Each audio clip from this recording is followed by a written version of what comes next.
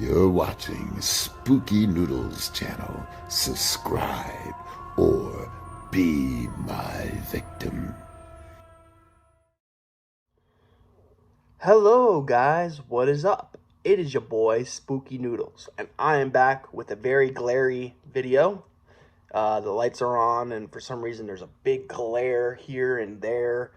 I could turn off the lights, but then you wouldn't be able to see me very well. I could dim them though, so I'll be right back. Okay, I don't know if that made a difference, but we're hoping it did. So, yes, we're here with the book mail video. So this is going to be broken up in two parts. I only have one book to share with you guys today, but I have a book coming tomorrow and maybe today, I don't know.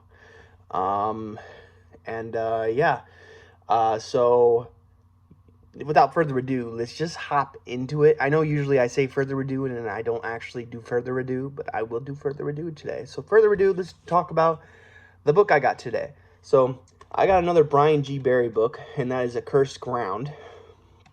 This one I think is about, like, well, I'll read the back for you guys, but I'm pretty sure it's about like a frat house maybe? Or maybe it's an abandoned, I don't know what it is about, honestly, but I will read the back for you guys, and then we will talk about it a little bit. But before I jump into it, I'm currently reading Brian G. Barry's Blood Lanes, and I am absolutely digging it. It's a killer slasher story, and by killer slasher story, I mean it's very good slasher story. Obviously, it's a killer. Lula's over here being weird. I don't know why she's climbing, but she's climbing.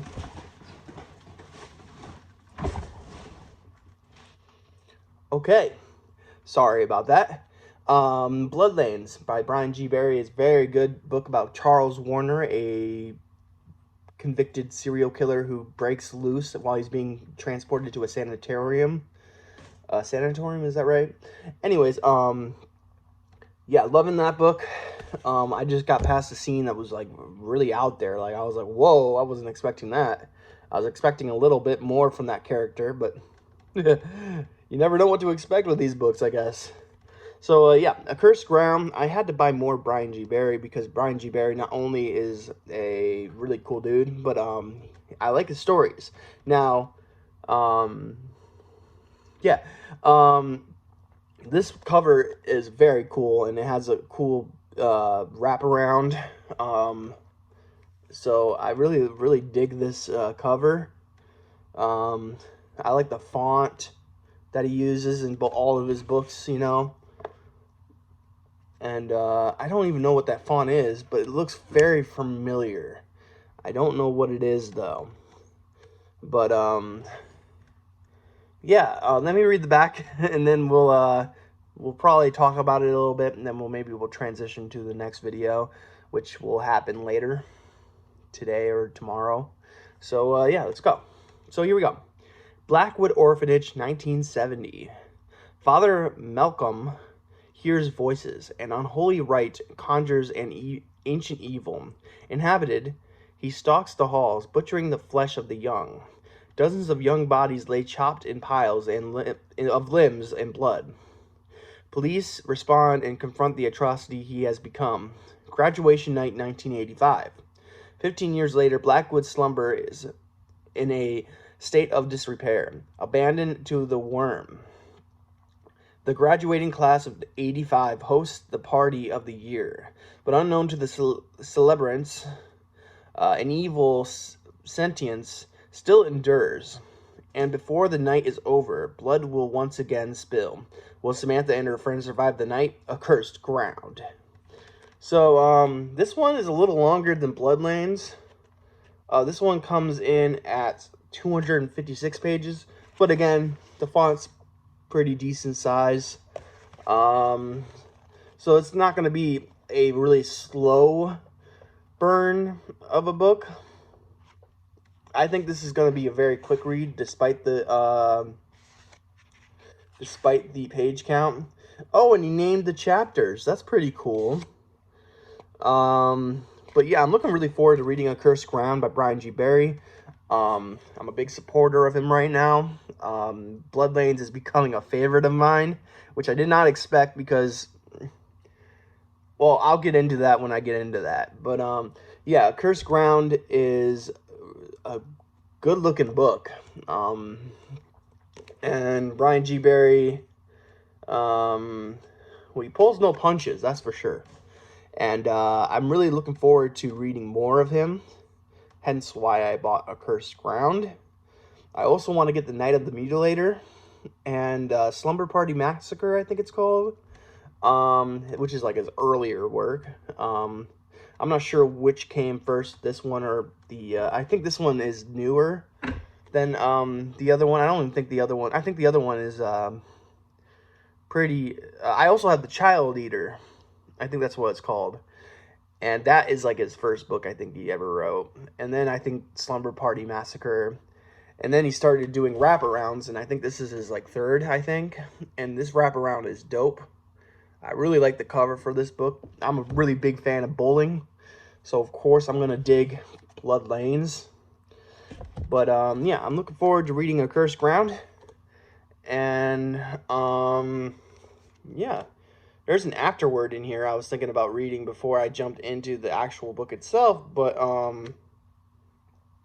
nah. Oh, wait a second. What did that say? The second in my series of slasher backs will be released soon. Oh, this is the second slasher back, so I guess this one came after this one. Cool. Anyways, The Cursed Ground, Brian G. Barry. Where do I put this? So, we're going to transition into the next video. So, hello. So, this is part 2 of the video. I got a book in the mail, and I'm excited to talk about it. So, so first of all, I thought I was going to get this in the mail today, and lo and behold, I did. So, the mail truck came once, dropped the book off. Well, it didn't drop the book off. They dropped our mail off. Then he left, and I was disappointed when I didn't get a book in the mail. So I'm waiting in the car, we're ready to go somewhere, and lo and behold, the mail truck comes back around to drop off the book. So I got the book today, and I'm very excited. I got this book in an auction for Dustin LaValle. I think that's how you say his name. It was a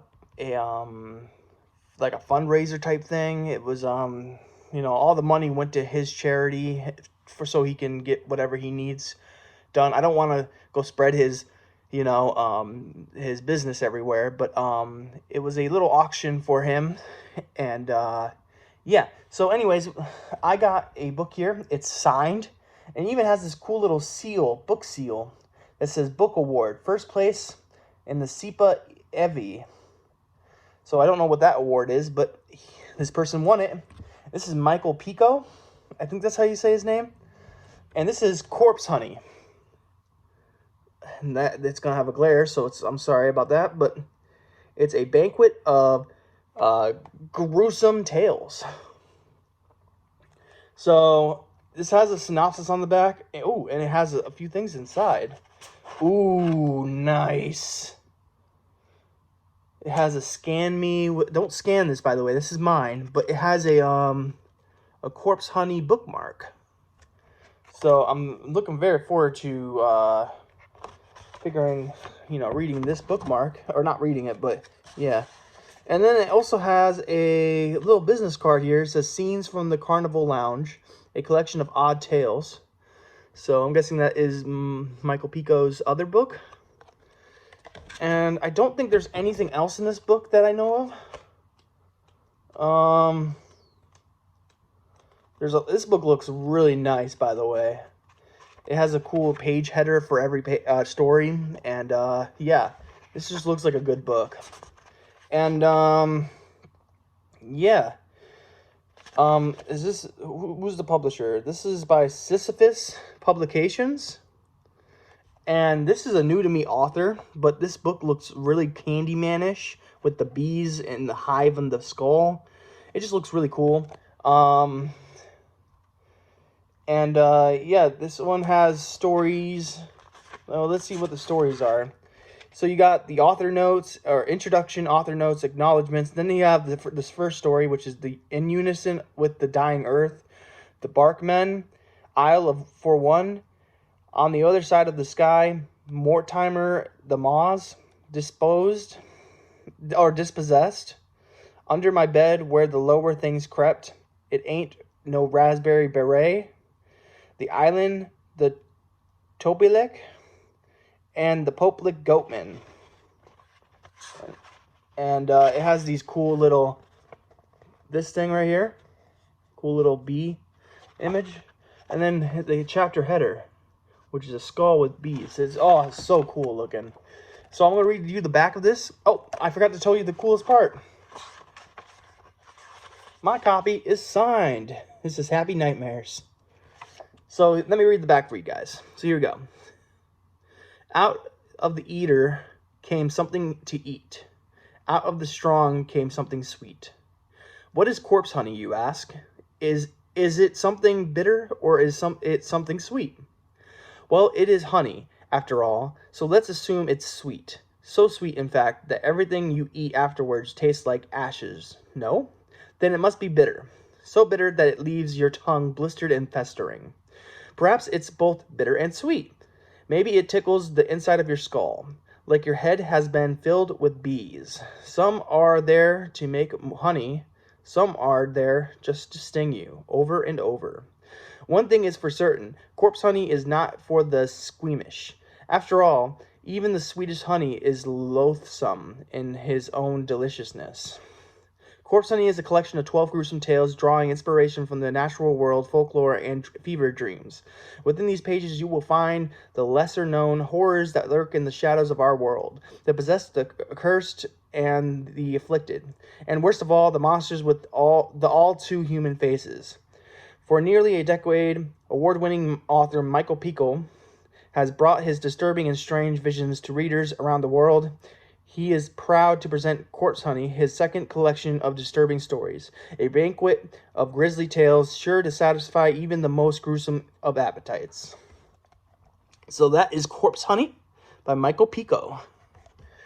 And like I said, I'm super excited about this book. It's signed, and yeah. So that is what I have for you right now. We're going to go to the last part of this book mail video. It's gonna take place tomorrow, so you're gonna see me in a different outfit, hopefully. And yeah, so here we go. Woo.